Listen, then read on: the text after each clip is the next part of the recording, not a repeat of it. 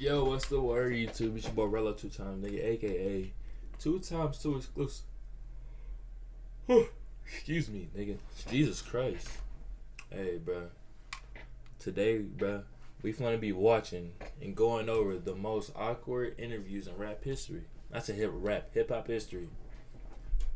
I don't know how somebody will make a interview like awkward. It should just be about questions about them, you know. The interview, you invited them, so basically you should be asking about them.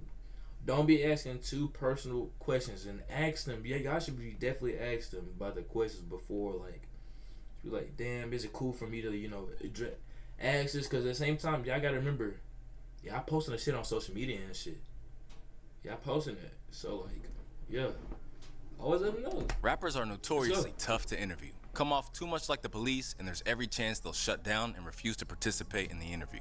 On the other hand, if a rapper says or does the wrong thing during an interview, i.e. Drake infamously freestyling off his BlackBerry in 2009, there's every chance that this will be etched into their legacy forever.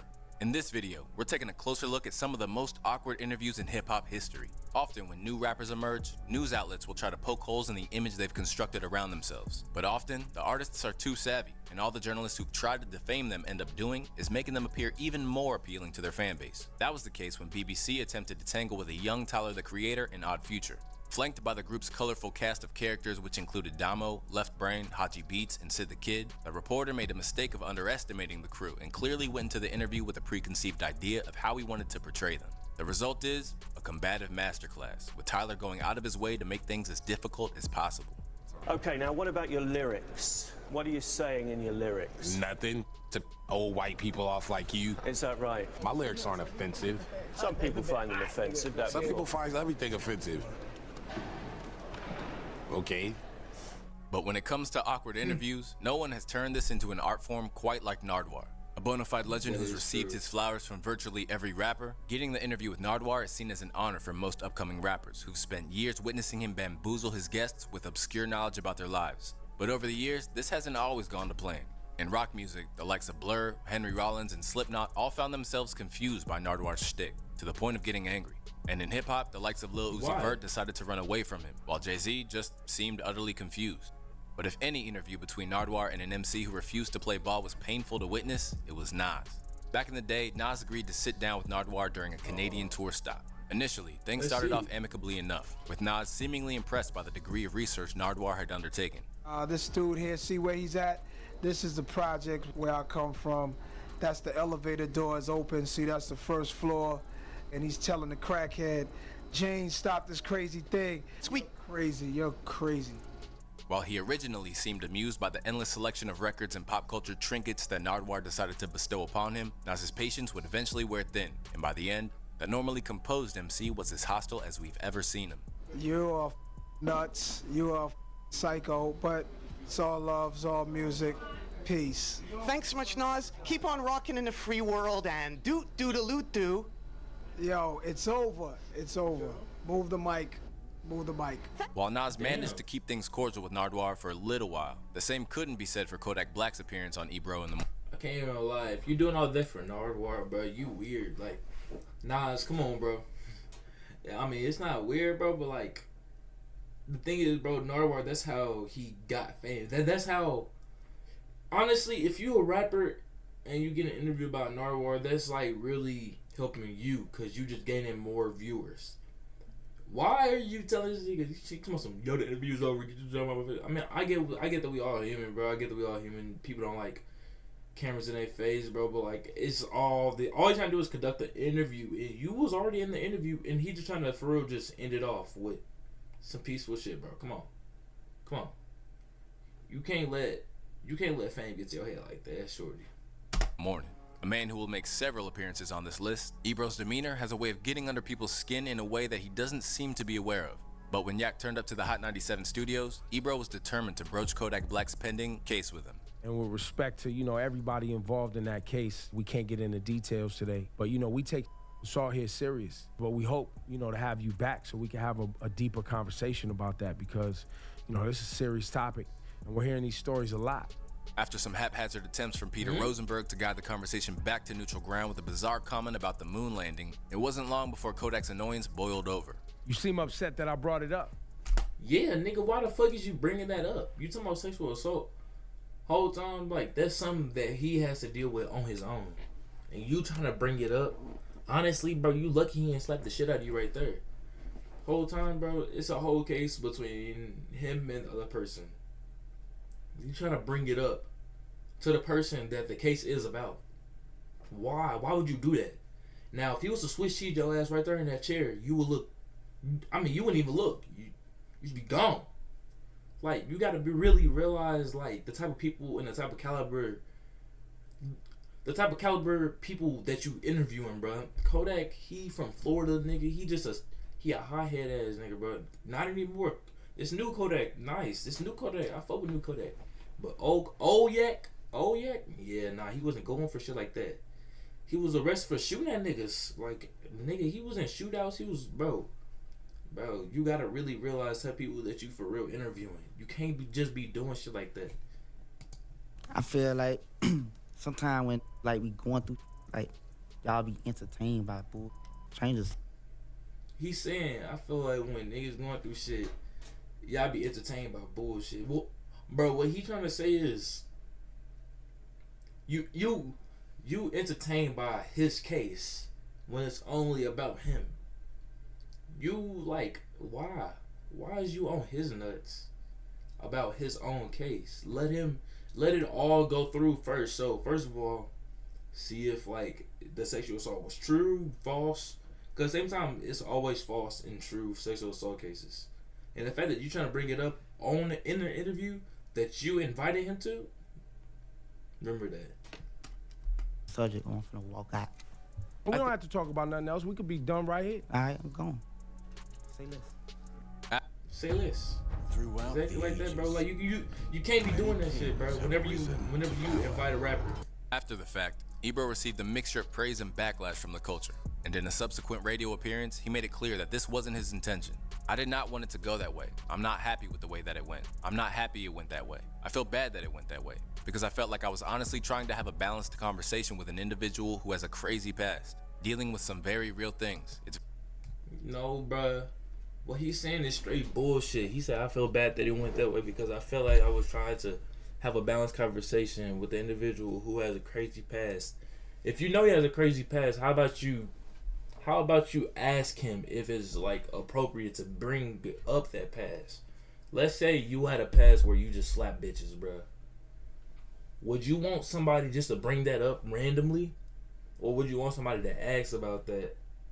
And then y'all could proceed to talk about it, so you could get more, like, knowledge about the situation. You can be like, oh, maybe he didn't do this. Maybe it was just made up. I'm not saying that it was made up or anything, but, like, you gotta make sure, especially with rappers, you gotta make sure to always do your research. And don't be just doing shit like that, because what you said was straight bullshit. That's not having a balanced conversation. Having a balanced conversation is talking about shit like the moon landing. Like, that's, like, little bullshit. Balanced conversation is asking about, like, how was your time in the pen? What was y'all doing? You know, like, you asking questions about his life. You asking two personal questions. Like, It's very strange right now, Ebro said. It makes nobody happy. I really, really wanted to end that in a good way. Where this incident stemmed from Kodak not wanting to delve into his personal life, this next awkward encounter involving Ebro was one in which the generational gap between him and the current crop of hip-hop artists was all too apparent. During Lil Uzi Vert's meteoric rise to fame, he stopped in at Hot 97, and almost instantly, he was met with a dismissive attitude from Ebro. From the outset, he seemed intent on painting Uzi as just another mumble rapper, and as we know, he was anything but. And because of his supreme confidence, Uzi made what could have been a painful experience into one where he made predictions that, in hindsight, simply exposed Ebro's lack of understanding of what Uzi was trying to accomplish. Everybody's grown, bro. I mean, are they? Everybody's grown. He fell off at the end. Put another beat on. Nah, because all I got is old man beats and you're not built for Hey, that. listen, it's going to be a lot of young guys coming up here and they ain't going to want to rap on that. I'm trying to tell you, it's changing. Yo, look, I hope they change. But as I've seen with all you little young that think you nice. Yeah. Y'all get to like 27, 28, and y'all get to struggling, and y'all be trying to come back tell you find what, that sound. I ain't gonna struggle, bro. And guess look at this. This is what I'm talking about, bro. That's what I'm talking about. This interviewer is straight bullshit. Like, bro, you a bitch whole time. Bro, you a straight bitch. Like, what is you doing? Nigga, look at it. You trying to do this to Uzi. Look at Uzi now. Look at Uzi now. Uzi is still popping and thriving. Come on, something. That's the thing with y'all young, blah, blah, blah, blah. You giving them old beats. Uzi just trying to tell you that you gonna be having, if you like plan on keeping this going, you will have young dudes coming in. They not gonna want no old beats, bro. They gonna want beats that they like. They gonna want not no motherfucking a boo-doo-doo. Like, not no motherfucking whack ass old school beats, 1990, 2000 beats, bro. Nobody want that shit, bro. And you don't get that. You don't get what Uzi trying to say. That's the thing about bro. You a straight bitch. Whole time, I hope you see this shit. That's what I'm gonna be here. Yeah, it's gonna be totally different too. I'm gonna be all the way a rock star about it. History's proven Uzi to be right, with his decision to stay the course paying dividends for years to come. But while his appearance on Hot 97 emboldened him, there are other cases in which a chaotic interview can set the course for a massive change in an artist's life. Here we have Boonk Gang's disastrous appearance on No Jumper. An incident which Adam 22 is categorized as the worst interview in No Jumper history. Boonk appeared notably intoxicated from the start. And although there is an argument to be made that Adam should have never put him in front of the camera in the first place, he did appear to try to wind things up as soon as he could, particularly as Boonk began to repeat himself. Boonk is up right now. I've been up for the past 3 weeks. Because I would like to do an interview when you're sober. No, you don't want to do an interview when I'm sober. I mean, I had the hiccups from it like this. The hiccups are not the biggest problem, but yeah. Okay. Boonk Gang, everybody. Thank you very much. Appreciate you. Since then, Boonk, now named John Gabbana, has turned his life around. But while Boonk Gang all but left music without leaving a mark on the industry, two men that have are Childish Gambino and Chief Keef. Both exploding into the scene in the early 2010s, ATL's Donald Glover has become a pioneer in nearly every avenue, while Glow Gang's Chief Keef was instrumental to the foundation of drill as we know it. But as it became clear when Noisy aligned the two for a one-on-one interview, it became obvious that despite their significant contributions to the game, they lacked natural chemistry when brought together. Over the course of a painful 4 minutes, the pair couldn't find sufficient common ground, nor enough mutual admiration to make it work, with Keith clearly irritated by the conversation, making it known that he would rather not have to endure it, while Donald struggled to find something to say. You don't like talking that much. You say you're not a big talker. I feel that. You're 17. You're about to turn 18. Yeah. I didn't really like to talk that much when I was 18. I just kind of like drew a lot of stuff. Do you draw? Well, you got a lot of tattoos. Yeah, you ain't got no tat? I might get one that just says what I'm allergic to or something like that. I heard you like belts a lot. Somehow, things got even more excruciating when the conversation turned to music, with Donald misquoting Chief Keef's breakout hit in possibly the worst way conceivable. I spoke to people. That line, like a fart, that's that I don't like. Who said that? Yeah, is that not on there? Hell no. What's the first part? What's the last one? That's it. Sneak dishes. I don't like fart. Right. What? Where interactions like Keith and Gambino's painfully stunted conversation was the product of mutual misunderstanding rather than animosity. I can't even lie.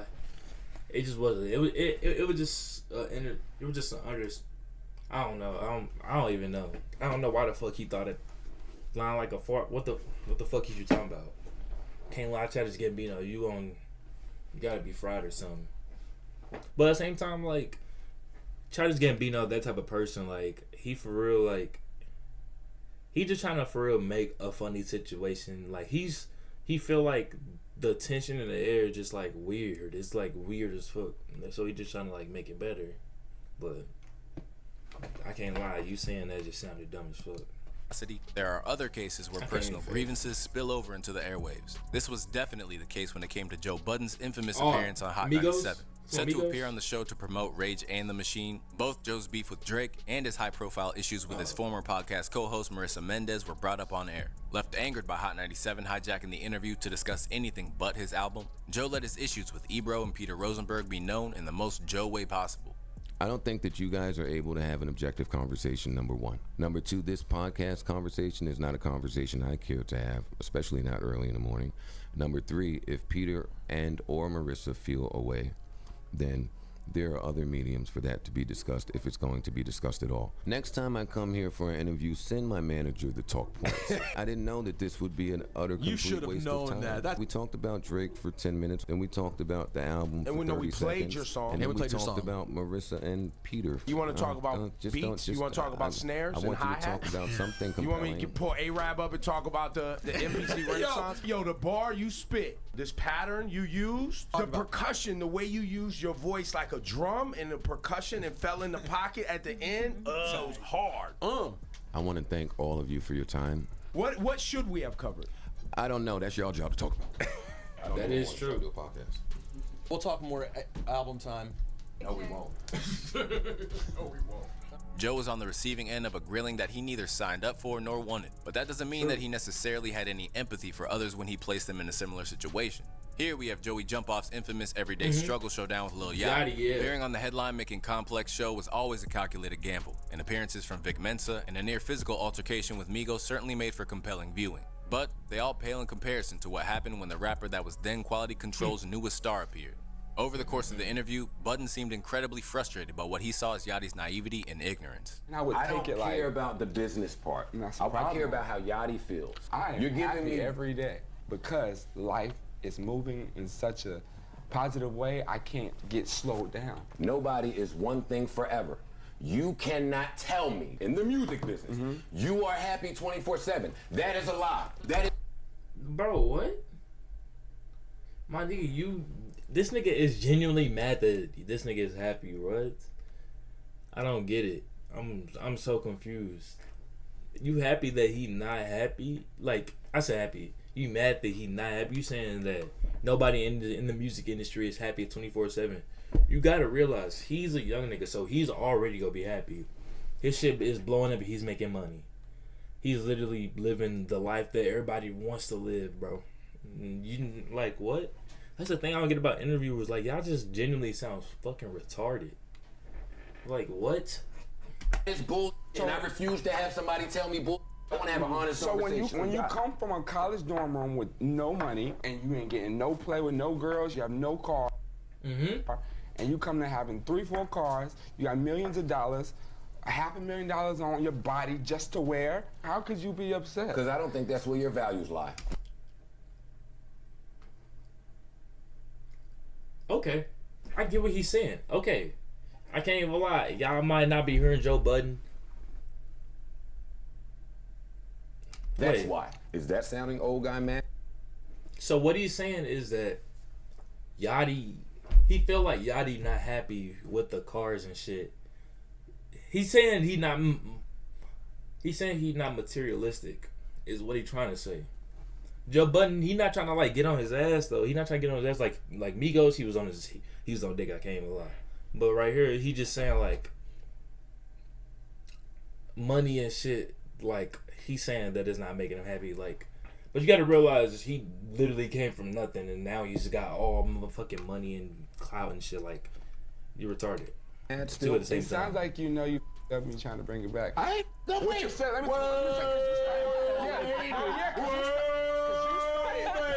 If this wasn't bad enough, things continued to intensify to the point that Joe was basically playing the role of a scolding parent while Yachty took it in stride. Whole time, that's what he is. Name 5 Joe Budden songs right now. Only song I can think about is that Migos song. If I can call it Joe Budden. Bully.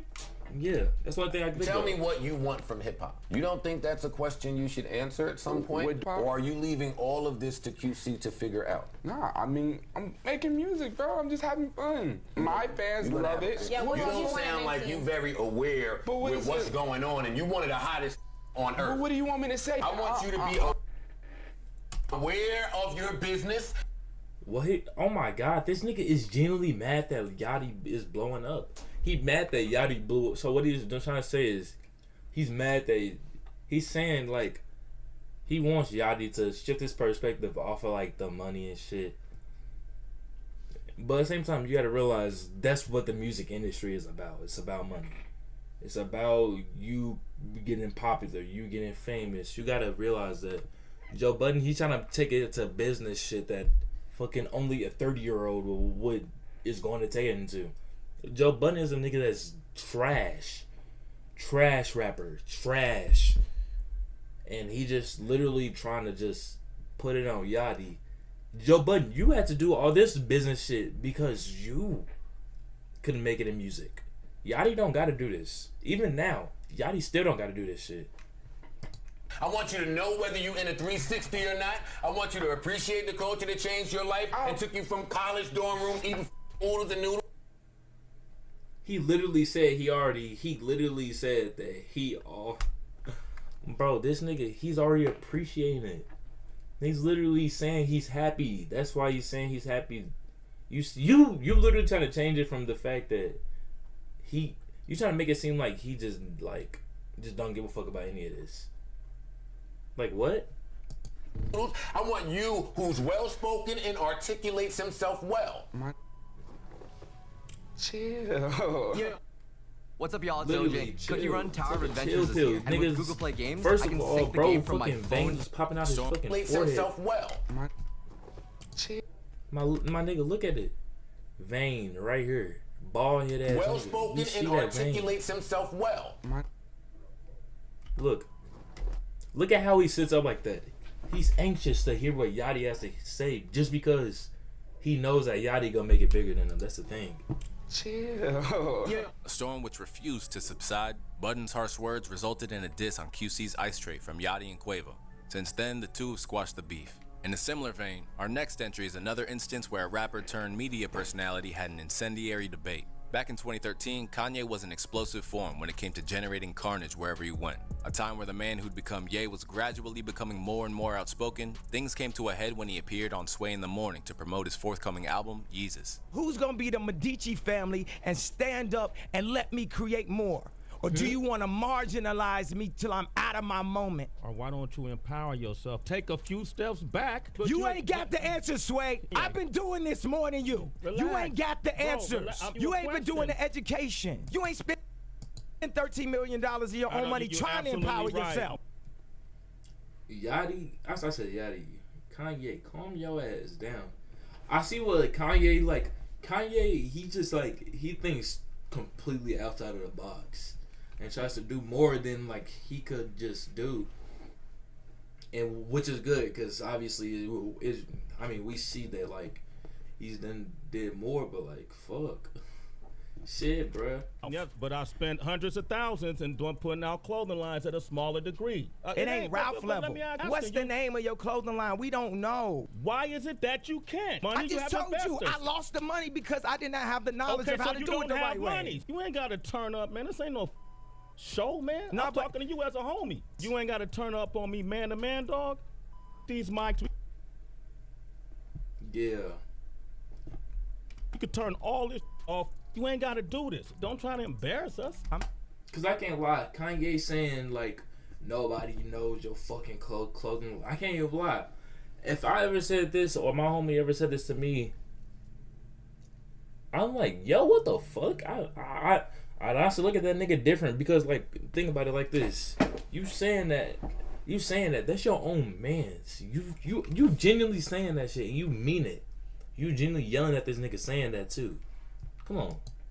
An incident which promptly reached the status of iconic meme. Kanye and Sway put the fiery exchange behind them until years later, when his high-profile rift with Adidas led Ye to consider that perhaps Sway was actually right about remaining independent. On the subject of time, and more specifically timekeeping, we have our final entry. For this one, we need to head over to Norway for a legendary interview with Snoop Dogg. After arriving at an interview in a sneaker store a long time after he was scheduled to, a reporter innocently tried to press the Dogfather on his punctuality. Almost instantly, Snoop made it known that this was a very bad idea.